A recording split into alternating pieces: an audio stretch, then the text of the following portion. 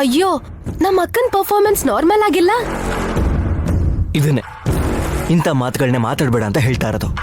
ಈಗಿನ್ನೂ ಹುಷಾರಾಗ್ತಾ ಇದ್ದಾಳೆ, ಹಾಗಂದ್ರೆ ನೊಂದ್ಕೋತಾಳೆ ತಾನೆ.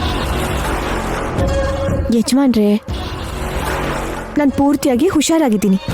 ಆಕ್ಸಿಡೆಂಟ್ ಆಗಿ ಹಾಸ್ಪಿಟ್ಲಿಂದ ಮನೆಗೆ ಬಂದ್ಮೇಲೂ ಕೂಡ ನೀವಿನ್ನೂ ನಡೆದಿದ್ರ ಬಗ್ಗೆನೇ ಮಾತಾಡ್ತಿದ್ದೀರಲ್ಲ ಯಜಮಾನ್ರೆ. ನೈನಿ, ನೀನು ಹೇಳಿದ್ ನಿಜಾನೆ. ನಾನು ಕೂಡ ಅದನ್ನ ಕೆಟ್ಟ ಕನ್ಸು ಅಂತ ಮರ್ತು ಪಡೆದು ಒಳ್ಳೇದು.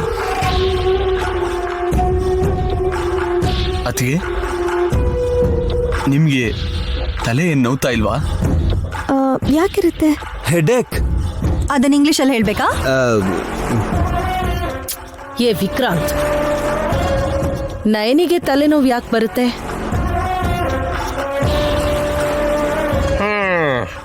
ಜಾಸ್ತಿ ಕನ್ಫ್ಯೂಸ್ ಆದ್ರೆ ನಮಗೂ ಬರುತ್ತೆ ವಿಕ್ರಾಂತ್. ಅದು ಹಾಗಲ್ಲ ಮಾವ. ಅತ್ತಿಗೆಗೆ ಆಕ್ಸಿಡೆಂಟ್ ಆದ್ಮೇಲೆ ತಲೆಗೆ ಅಲ್ವಾ ಪೆಟ್ಟು ಬಿದ್ದಿದ್ದು. 2 ದಿನದಲ್ಲಿ ವಾಸಿ ಆಗುವಂತ ಗಾಯ ಅಲ್ಲ ಅದು.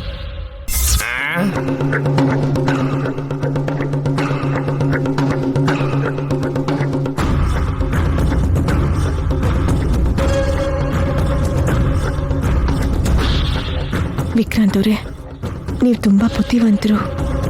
ತಿಲೋತ್ತಮ ಅತ್ತೆಯವರು ಅನುಮಾನ ಪಟ್ಟರೆ ನೀವು ಮಾತ್ರ ಯೋಚನೆ ಮಾಡ್ತೀರಾ ಅಂತ ನನಗೆ ಗೊತ್ತು. ಈಗ ನನ್ನ ತಲೆಯಲ್ಲಾಗಿರೋ ಗಾಯ ತೋರಿಸು ಅಂದರೆ ನಾನು ಹೇಗೆ ತೋರಿಸ್ಲಿ ಅದನ್ನ? ಈಗೇನ್ ಹೇಳ್ಬೇಕು ಅಂತಿದ್ದೀರೋ ಅರ್ಥ ಆಗೋ ಹಾಗೆ ಹೇಳಿ ಚಿಕ್ಕ ಯಜಮಾನ್ರೆ. ಅತ್ತಿಗೆಗಾಗಿರೋ ಗಾಯ ಸಂಪೂರ್ಣವಾಗಿ ವಾಸಿ ಆಗಕ್ಕೆ ಮಿನಿಮಮ್ 1 ಮಂತ್ ಆದ್ರೂ ಆಗುತ್ತೆ.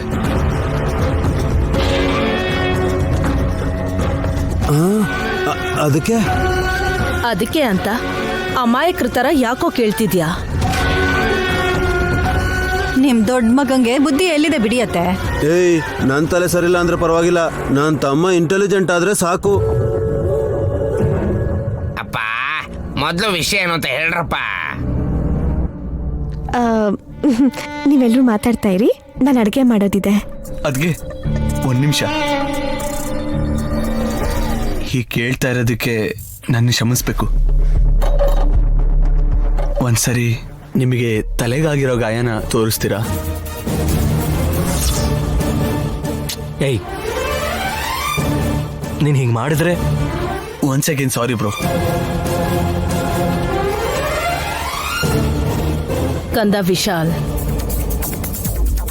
ಆಕ್ಸಿಡೆಂಟ್ ಆಗಿ ಆಸ್ಪತ್ರೆಗೆ ಸೇರಿದ ನಿನ್ ಧರ್ಮಪತ್ನಿ ನಯನಿಗೆ ಪ್ರಜ್ಞೆ ಬರೋದಿಕ್ಕೆ 1 ವಾರ ಆದ್ರೂ ಬೇಕು ಅಂತ ಡಾಕ್ಟರ್ ಹೇಳಿದ ಮಾತು ಕೇಳಿದ ತಕ್ಷಣನೇ